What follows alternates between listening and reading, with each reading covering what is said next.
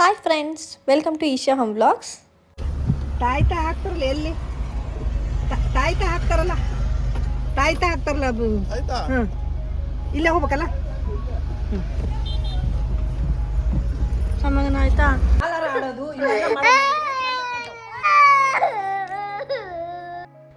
ಈ ವಿಡಿಯೋ ನಾನು ಹಾಕಬೇಕೋ ಬೇಡವೋ ಅಂತ ತುಂಬ ಕನ್ಫ್ಯೂಷನ್ ಮಾಡಿ ಹಾಕಿದ್ದೀನಿ. ಬಟ್ ಎಸ್, ಇದು ರಿಯಲ್ ಘಟನೆ, ರಿಯಲ್ ಆಗಿ ನಡೆದಿರೋದು ನಮ್ಮ ಮನೇಲಿ.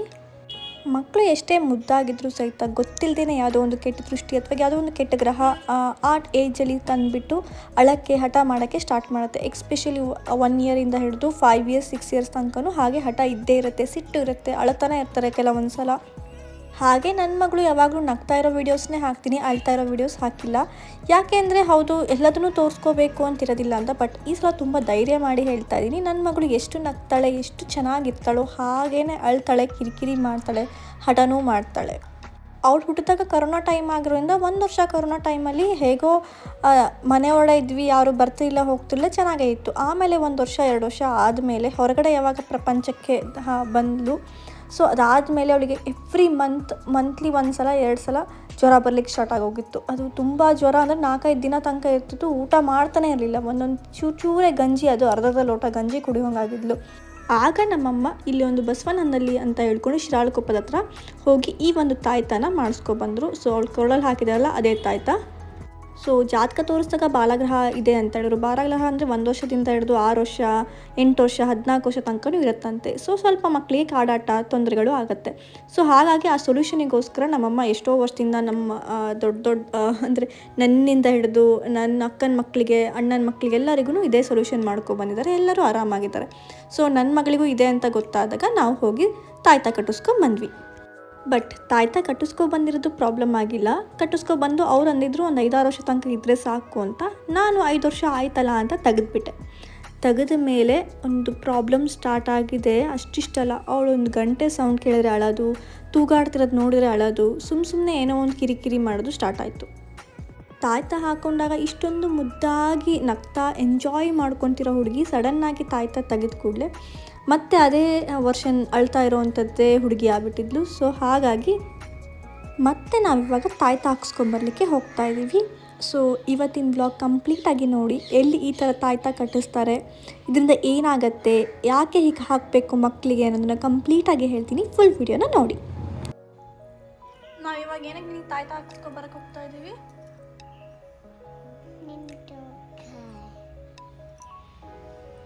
ಏನಕ್ಕೆ ಹೋಗ್ತಿದ್ದೀವಿ ತಾಯ್ತ ಹಾಕ್ಸ್ಕೊಬರಕ್ಕೆ?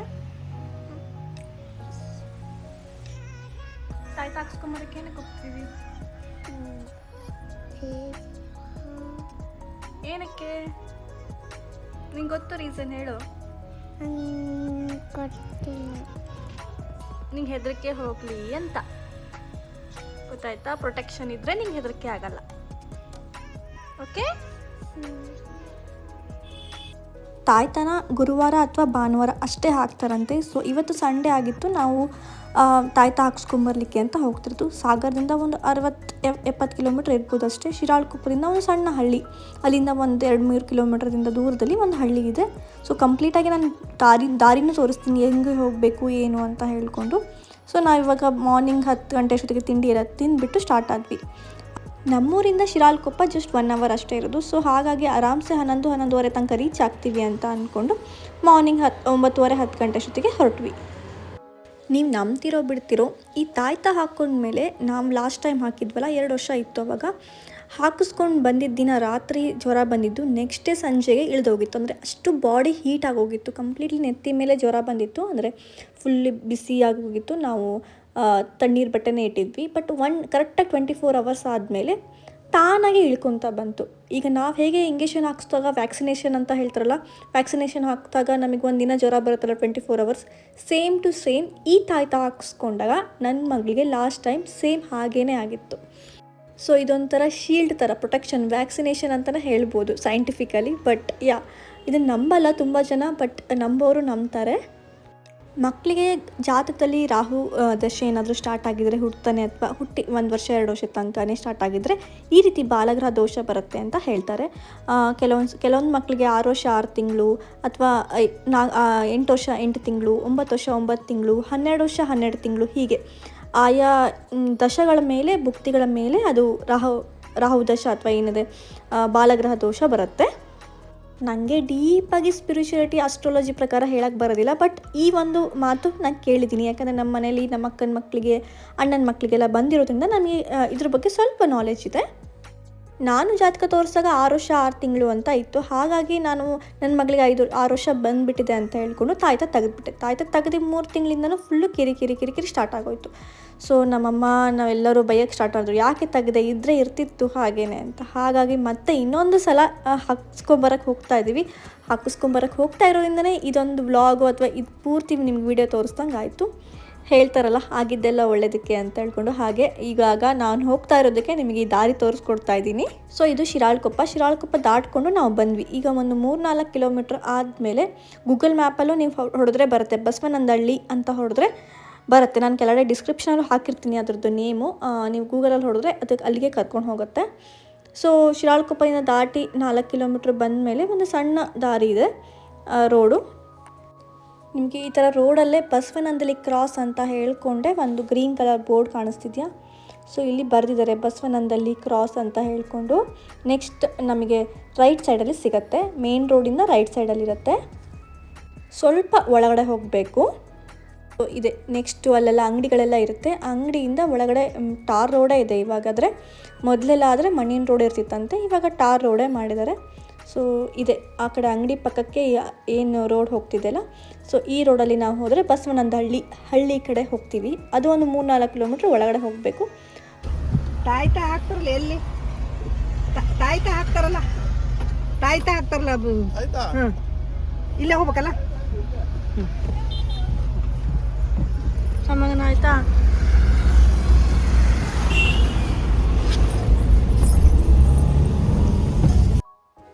ಹೀಗೆ ಒಳಗಡೆ ಹೋಗಬೇಕು. ಇದು ಸಿಂಗಲ್ ರೋಡು, ಡಬಲ್ ರೋಡಲ್ಲ, ಅಂದರೆ ಮೇನ್ ರೋಡಲ್ಲ, ಒಳಗಡೆ ಹಳ್ಳಿ ರೋಡ್. ಇದು ವಿಲೇಜ್ ರೋಡ್ ಅಂತ ಹೇಳ್ತಾರಲ್ಲ ಅದು. ಹೋಗ್ತಾ ಒಳಗಡೆ ಹಳ್ಳಿ ಆಗಿರೋದ್ರಿಂದ ಗದ್ದೆ, ತೋಟ, ಅಡಿಕೆ ತೋಟ, ತೆಂಗಿನ ತೋಟ ಎಲ್ಲ ಕಾಣಿಸುತ್ತೆ ನಿಮಗೆ. ನೋಡ್ಬೋದು ನೀವು ಎಷ್ಟೊಂದು ಅಡಿಕೆ ಮರಗಳಿದ್ದಾವೆ ಅಂತ ಹೇಳ್ಕೊಂಡು. ಒಳ್ಳೆ ಅಡಿಕೆ ತೋಟಗಳೇ ಇದ್ದಾವೆ ಹೋಗೋ ದಾರಿಯಲ್ಲಿ. ಜಸ್ಟು ಒಂದು 3 ಕಿಲೋಮೀಟ್ರ್ ಒಳಗಡೆ ಬರಬೇಕು ಅಷ್ಟೇ, ಮೇನ್ ರೋಡಿಂದ ಒಳಗಡೆ. ಸೊ ನಿಮಗೆ ಆ ಬಸವನಂದಹಳ್ಳಿ ಅಂತ ಏನಿದೆ ಅದು ಸಿಗುತ್ತೆ. ಸೊ ಇದೇ ಬಸವನಂದಹಳ್ಳಿ. ಸೊ ಹೀಗೆ ಹೋಗ್ತಾ ಈ ಅದೇ ರೋಡಲ್ಲೇ ನಿಮಗೆ ಕಾಣಿಸುತ್ತೆ ತುಂಬ ವೆಹಿಕಲ್ಸ್ಗಳು ನಿಲ್ಲಿಸಿರುತ್ತೆ, ಅಥವಾ ಅಲ್ಲೇ ಮನೆ ಮುಂದೆ ಗಜಲಿ ಕಟ್ಟೆ ಮೇಲೆ ತಾಯ್ತ ಮಾಡ್ತಾ ಇರ್ತಾರೆ. ಈ ಹಳ್ಳಿಯಲ್ಲಿ ಬರೀ ಒಂದು ಮನೆಯಲ್ಲಿ ತಾಯ್ತ ಮಾಡೋದಿಲ್ಲ, ಒಂದು 4-5 ಮನೆಯಲ್ಲೂ ಮಾಡ್ತಾರೆ. ಒಂದು 3-4-5 ಮನೆಯಲ್ಲೂ ಮಾಡ್ತಾರೆ. ಎದುರುಗಡೆ ಅಕ್ಕದ ಮನೆ, ಪಕ್ಕದ ಮನೆ, ಹೀಗೆ ಎಲ್ಲ. ಸೊ ಒಂದು ರೋಡಲ್ಲಿ ನೀವು ಹೋಗ್ತಿದ್ದಂಗೆ ನಿಮ್ಗೆ ಗೊತ್ತಾಗ್ಬಿಡುತ್ತೆ ಇದೇ ತಾಯ್ತ ಎಲ್ಲ ಕಟ್ಟೋ ಅಂಥ ಮನೆ ಅಂತ ಹೇಳ್ಕೊಂಡು.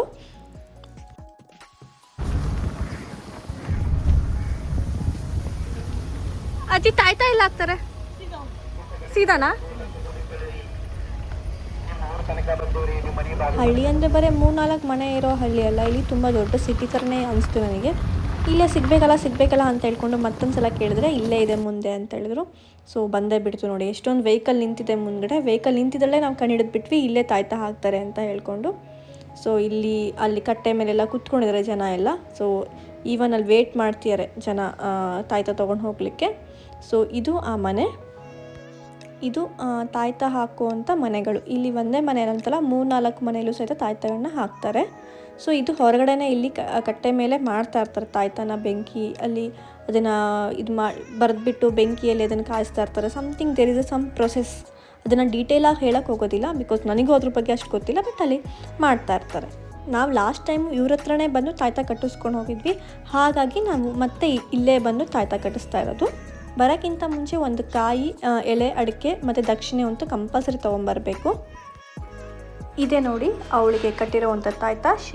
ಶಿವನ ದಾರದಲ್ಲಿ ಕಟ್ಟಿರ್ತಾರೆ. ಈ ಥರ ತಾಮ್ರದ್ದು ಒಂದು ಸ್ಕ್ವೇರ್ ಥರ ಇರುತ್ತೆ, ಅದರೊಳಗೆ ಯಂತ್ರ ಬರೆದಿರ್ತಾರೆ. ಈಗ ನನ್ನ ಮಗಳಿಗೆ ತಾಯ್ತ ಕಟ್ಟಿಸ್ಕೊಂಡಾಯಿತು. ಸೊ ಇಲ್ಲಿ 2 ಥರ ಇರುತ್ತೆ. ಒಂದು ನಿಮ್ಮ ಮಗುನ ಡೈರೆಕ್ಟಾಗಿ ಕರ್ಕೊಬಂದುಬಿಟ್ಟು ಅಲ್ಲೇ ಅವರೇ ತಾಯ್ತ ಹಾಕಿಕೊಡ್ತಾರೆ. ನಾವು ಮನೆ ಹೋಗಿಬಿಟ್ಟು ಒಂದು ಓಕ್ಲಿ ಅನ್ನೋದೇನಿದೆ ಅದನ್ನ ಮಾಡಿ ಚಳ್ಳಿ ಅಂತ ಹೇಳ್ತಾರೆ. ಇಲ್ಲ ನಿಮ್ಮ ಮಗುನ ಕರ್ಕೊಂಬರೋಕ್ಕಾಗಿಲ್ಲ ನೀವಷ್ಟೇ ಬರ್ತೀರಾ ಅಂದರೆ ನಿಮ್ಮ ಕೈಲಷ್ಟೇ ತಾಯ್ತ ಕೊಡ್ತಾರೆ. ಬಟ್ ನೀವು ತಾಯ್ತ ಹಿಡ್ಕೊಂಡ್ಮೇಲೆ ಮಾತಾಡೋ ಹಾಗಿಲ್ಲ. ಮಾತಾಡೋ ಪರಿಸ್ಥಿತಿನೇ ಇದೆ ಅಂತ ಅಂದರೆ ನೀವು ಸ್ಕೂಟಿಗೆ ಹ್ಯಾಂಡಲಿಗೆ ಹಾಕ್ಬೋದು, ಇಲ್ಲಾಂದರೆ ವೆಹಿಕಲ್ ಇದ್ದರೆ ವ್ಯಾನು ಅಥವಾ ಕಾರ್ ಅದಕ್ಕೆ ಹ್ಯಾಂಡಲ್ಗಳಿಗೆ ಅದನ್ನು ಕಟ್ಬೋದು. ಹೀಗೆ ನೆಲದ ಮೇಲೆ ಹಿಡ್ದ ಹಾಗೆ ನೀವು ಆ ತಾಯ್ತನ ತೊಗೊಂಡು ಹೋಗಿ ಮಗು ಕೊರಳಿಗೆ ಹೊರಗಡೆ ನಿಲ್ಲಿಸ್ಬಿಟ್ಟು ಆ ಮಗುನ ಅಂದರೆ ಹೊಸಲು ಮೇಲೆ ನಿಲ್ಲಿಸ್ಬಿಟ್ಟು ಹಾಕಬೇಕು. ಆಮೇಲೆ ಹಾಕಿದ ಮೇಲೆ ಸೇಮ್ ಓಕ್ಲಿ ಅಂದರೆ ಏನು ಕೆಂಪು ನೀರು ಓಕ್ಲಿ ಅಂತ ಮಾಡ್ತೀವಲ್ಲ, ಸುಣ್ಣ ಮತ್ತು ಅರಿಶಿನ ಹಾಕಿ ಆ ಓಕ್ಲಿನ ಮಾಡಿಬಿಟ್ಟು 3 ದಾರಿ ಇರೋ ಕಡೆ ಚೆಲ್ಲಬೇಕು ಪಶ್ಚಿಮ ಮುಖವಾಗಿ. ಇದು ತಾಯ್ತ ಹಾಕ್ಕೊಂಡು ಬಂದಮೇಲೆ ಮಾಡುವಂಥ ಪ್ರೊಸೆಸ್ಸು. ಸೊ ಈ ತಾಯ್ತ ಹಾಕಿಸ್ಕೋಬೇಕಾದ್ರೆ ಅವರೇ ಇದನ್ನು ಕಂಪ್ಲೀಟಾಗಿ ಡೀಟೇಲಾಗಿ ಹೇಳ್ತಾರೆ, ಏನು ಮಾಡಬೇಕು ಮನೆ ಹೋಗಿಬಿಟ್ಟು ಎಲೆ ಅಡಿಕೆ ಮತ್ತು ಕೆಂಪು ಓಕ್ಲಿ ಚೆಲ್ಲಬೇಕು ಅಂತೆಲ್ಲ ಹೇಳಿಕೊಂಡು. ಈ ತಾಯ್ತನ ಬರೀ ಭಾನುವಾರ ಅಥವಾ ಗುರುವಾರ 2 ದಿನ ಹಾಕ್ತಾರೆ, ಬೇರೆ ದಿನಗಳಲ್ಲಿ ಹಾಕಲ್ಲ. ನಾವು ಮನೆಯಿಂದ ಬರ್ತಾ ನಮ್ಮಮ್ಮ ಉಪ್ಪಿಟ್ಟನ್ನ ಪ್ಯಾಕ್ ಮಾಡ್ಕೊಂಡು ಬಂದಿದ್ರು, ಅಲ್ಲಿ ತಿನ್ನೋಕ್ಕಾಗಿಲ್ಲ ಅಂತ ಹೇಳ್ಕೊಂಡು. ಸೊ ಇಲ್ಲೊಂದು ತೋಟ ಕಾಣಿಸ್ತು, ತೋಟದ ಮಧ್ಯೆ ನಿಲ್ಲಿಸ್ಬಿಟ್ಟು ಮತ್ತೊಂದೊಂಥರ ತೋಟದ ಮಧ್ಯೆ ತಿಂದಂಗೆ ಚೆನ್ನಾಗಿರುತ್ತೆ. ಉಪ್ಪಿಟ್ಟು ಮನೇಲಿ ತಿಂದರೆ ಮಜಾ ಬರೋದಿಲ್ಲ, ಹೊರಗಡೆ ಬಂದಾಗ ಹಸಿವಾದಾಗ ತಿಂದಾಗ ಮಜಾ ಇರುತ್ತೆ. ಸೊ ಆಲ್ರೆಡಿ ಮನೆ ಬಿಟ್ಟು 1.5-2 ತಾಸು ಆಗಿತ್ತು ಅಲ್ವಾ, ಹಾಗಾಗಿ ಹಸಿವಾಗಿತ್ತು. ಉಪ್ಪಿಟ್ಟು ಇತ್ತು ಸದ್ಯಕ್ಕೆ ನಮ್ಮಮ್ಮ ಮಾಡಿದ್ದು, ಅದೇ ಅಮೃತ ಥರ ತಿಂದ್ವಿ ಈ ತೋಟದಲ್ಲಿ. ಹೀಗೆ ಫ್ಯಾಮಿಲಿ ಜೊತೆ ಹೊರಗಡೆ ಬಂದಾಗ ಒಂದು ತೋಟದ ಮಧ್ಯೆ ಒಂದು ಸಣ್ಣ ಪಿಕ್ನಿಕ್ ಥರ ಆಯಿತು. ಯಾರೂ ಊಹೆ ಮಾಡೋಕ್ಕಾಗಲ್ಲ ಉಪ್ಪಿಟ್ಟು ಇಷ್ಟು ರುಚಿಯಾಗಿರುತ್ತೆ ಹೊರಗಡೆ ಬಂದಾಗ ಅಂತ ಹೇಳ್ಕೊಂಡು. ಯಾವ ತೋಟನೋ ಗೊತ್ತಿಲ್ಲ, ಬರೋ ದಾರಿಯಲ್ಲೇ ಇತ್ತು, ತುಂಬ ಚೆನ್ನಾಗಿ ಮೇಂಟೈನ್ ಮಾಡಿದ್ದಾರೆ. ಸೊ ಇಷ್ಟ ಆಯಿತು. ಆ್ಯಂಡ್ ಅಂದರೆ ರೋಡ್ ಮಧ್ಯದಲ್ಲೂ ಇಲ್ಲ, ಹೋಗಲಿಕ್ಕೆ ದಾರಿನೂ ಇಟ್ಟಿದ್ದಾರೆ. ಈ ಕಡೆ ಆ ಕಡೆ ಅಕ್ಕಪಕ್ಕ ತೋಟ ಇದೆ, ಮಧ್ಯದಲ್ಲಿ ದಾರಿ ಇದೆ. ಸೊ ಆ ದಾರಿನ ನಿಲ್ಲಿಸ್ಬಿಟ್ಟು ನಾವು ತಿನ್ಕೊಂಡ್ವಿ. ಹೌದಲ್ಲ, ವಿಡಿಯೋ ಸ್ಟಾರ್ಟ್ ಆದಾಗಿಂದ ನನ್ನ ಫೇಸೇ ತೋರಿಸಿಲ್ಲ. ಫೈನಲಿ ಫ್ರಂಟ್ ಕ್ಯಾಮ್ರಾ ಓಪನ್ ಮಾಡಿದಾಗ ನಾನು ಕಾಣಿಸ್ಕೊತೀನಿ. ಬಿಕಾಸ್ ನಾನೇನೇ ವಿಡಿಯೋ ಮಾಡೋದು, ನಾನೇನೇ ಎಡಿಟು ಮಾಡೋದು ಆಗಿರೋದನ್ನ ಯಾರು ನನ್ನ ವಿಡಿಯೋ ಮಾಡೋದಿಲ್ಲ. ಮೋಸ್ಟ್ ಪ್ರಾಬಬ್ಲಿ ಯಾವಾಗೋ ನಾನು ರಿಕ್ವೆಸ್ಟ್ ಮಾಡ್ಕೊಂಡಿರ್ತೀವಿ, ಇಲ್ಲಾಂದರೆ ಮೋಸ್ಟ್ ಆಫ್ ದ ಟೈಮ್ ನಾನೇ ವಿಡಿಯೋ ಮಾಡೋದಾಗಿರೋದ್ರಿಂದ ನಾನು ಕಾಣಿಸ್ಕೊಳ್ತಿರಲ್ಲ, ನನ್ನ ಮಾತಷ್ಟೇ ನೀವು ಕೇಳಿಸ್ತಿರುತ್ತೆ. ಬಾರ ಈಶಾ,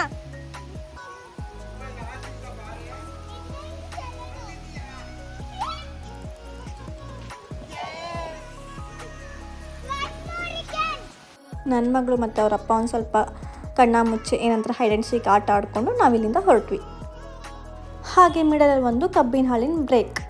ಹೌದು, ಉಪ್ಪಿಟ್ಟೇನೋ ತಿಂದುಬಿಟ್ಟಿದ್ವಿ, ಸ್ವಲ್ಪ ಏನೋ ಜ್ಯೂಸ್ ಕುಡಿಬೇಕು, ಚಹಾ ಕುಡಿಬೇಕು ಅನ್ಸುತ್ತಲ್ವ. ಚಹಾ ಎಲ್ಲ ಕುಡಿಯೋ ಅಭ್ಯಾಸ ಇಲ್ಲ, ಹಾಗಾಗಿ ಹೆಲ್ದಿಯಾಗಿ ಕಬ್ಬಿನ ಹಾಲು ಕುಡ್ಕೊಂಡು ನಾವಿವಾಗ ಸಾಗರಕ್ಕೆ ಹೋಗ್ತಾ ಇರೋದು. ಸೊ ಇದು ಶಿರಾಳಕೊಪ್ಪ ಸರ್ಕಲ್ಲು. ಸೊ ನಾವು ಈ ಕಡೆ ಹೋದರೆ ನಮ್ಮೂರು ಸಾಗರ ಕಡೆ ಹೋಗ್ತೀವಿ.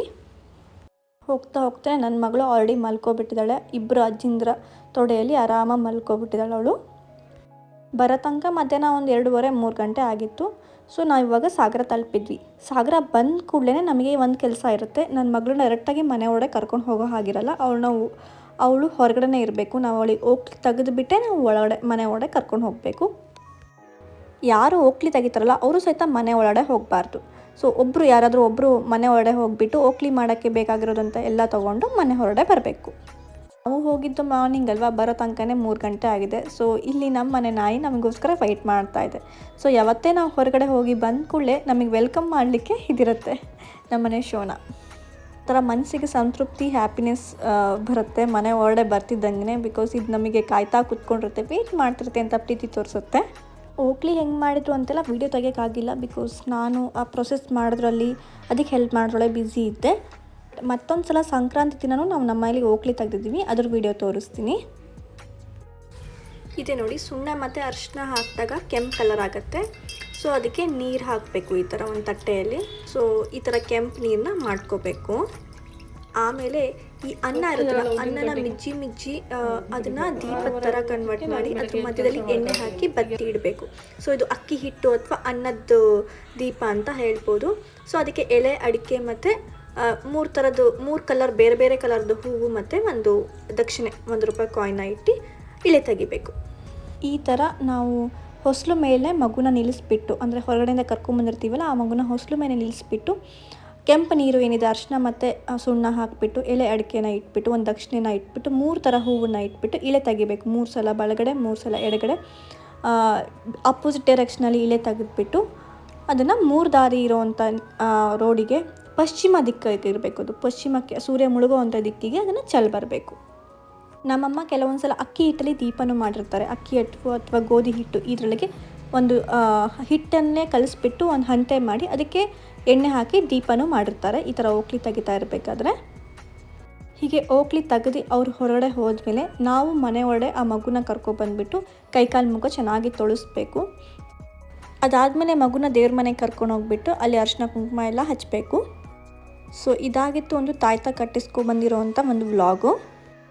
ಯಾವ ಊರಲ್ಲಿ ಹಾಕ್ತಾರೆ ಅಂತೆಲ್ಲ ಕಂಪ್ಲೀಟ್ ಡೀಟೇಲ್ಸ್ನ ನನ್ನ ಡಿಸ್ಕ್ರಿಪ್ಷನಲ್ಲಿ ಹಾಕಿರ್ತೀನಿ. ನನ್ನ ಎಕ್ಸ್ಪೀರಿಯೆನ್ಸ್ ಪ್ರಕಾರ ಹೇಳಬೇಕು ಅಂದರೆ ನನ್ನ ಮಗು ಒಂದು 5 ವರ್ಷ ತನಕನೂ ಅದು ಹಾಕಿದ ಮೇಲೆ ಒಂದು ಚೂರು ಕಿರಿಕಿರಿ ಮಾಡಿದ್ರೆ ಚೆನ್ನಾಗೇ ಬೆಳವಣಿಗೆ ಆಗಿದ್ದಾಳೆ. ಮಧ್ಯರಾತ್ರಿ ಅಳೋದು ಬೆಚ್ಚಬೀಳೋದು ಅದು ಯಾವುದೇ ರೀತಿಯ ತೊಂದರೆನೂ ಆಗಿಲ್ಲ. ಸೊ ನಾನು 5 ವರ್ಷ ಆಯಿತು ಅಂತ ತೆಗೆದಿದ್ದಕ್ಕೆ ಮತ್ತೆ ಪ್ರಾಬ್ಲಮ್ ಸ್ಟಾರ್ಟ್ ಆಗಿತ್ತು. ಈಗ ಮತ್ತೆ ಹಾಕೋ ಬಂದಿದ್ದೀನಿ. ಕಂಪ್ಲೀಟಾಗಿ ಒಂದು ಮೆಚುರಿಟಿ ಆಗೋ ತನಕ ಅಂದರೆ 12 ವರ್ಷ ತನಕ ಇದ್ದರೆ ಒಳ್ಳೆಯದು ಅಂತ ಹೇಳಿದರೆ, ಹಾಗಾಗಿ 12 ವರ್ಷ ತನಕನೂ ಆ ತಾಯ್ತನ ಇಟ್ಕೋಬೇಕು ಅಂದ್ಕೊಂಡಿದ್ದೀನಿ. ಸೊ ನಿಮ್ಮ ಮನೇಲೂ ಇದೇ ಥರ ಮಗು ಇದ್ದು ತೊಂದರೆ ಕೊಡ್ತಿದ್ದಾರೆ, ಕಾಡಾಟ ಮಾಡ್ತಿದೆ ಅಂತ ಅಂದರೆ ಈ ಒಂದು ವ್ಲಾಗ್ ನಿಮಗೆ ಉಪಯೋಗ ಆಗುತ್ತೆ ಅಂತ ಅಂದ್ಕೊಂಡಿದ್ದೀನಿ. ಹಾಗೂ ನಿಮಗೇನಾದ್ರು ಡೌಟ್ ಇದ್ದರೆ ಕಮೆಂಟ್ ಮಾಡಿ, ನಾನು ಅದಕ್ಕೆ ಆನ್ಸರ್ ಮಾಡ್ತೀನಿ. ನಾನು ಕಂಪ್ಲೀಟಾಗಿ ಮೂಢನಂಬಿಕೆ ಅಂತ ನಾನು ಅಸಡ್ಡೆ ಮಾಡೋಕ್ಕೆ ಹೋಗೋದಿಲ್ಲ.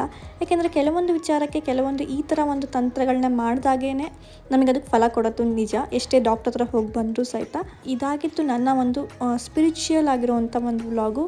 ಹೇಗಿತ್ತು ಕಮೆಂಟ್ ಮಾಡಿ. ಆ್ಯಂಡ್ ಹೀಗೆ ಇಂಟ್ರೆಸ್ಟಿಂಗ್ ಆಗಿರೋ ಇನ್ಫಾರ್ಮೇಟಿವ್ ವ್ಲಾಗ್ಸಿಗೋಸ್ಕರ ನನ್ನ ಚಾನಲ್ ಈಶಾ ವ್ಲಾಗ್ಸ್ನ ಸಬ್ಸ್ಕ್ರೈಬ್ ಮಾಡೋದನ್ನ ಮರಿಬೇಡಿ. Thank you for watching. Bye.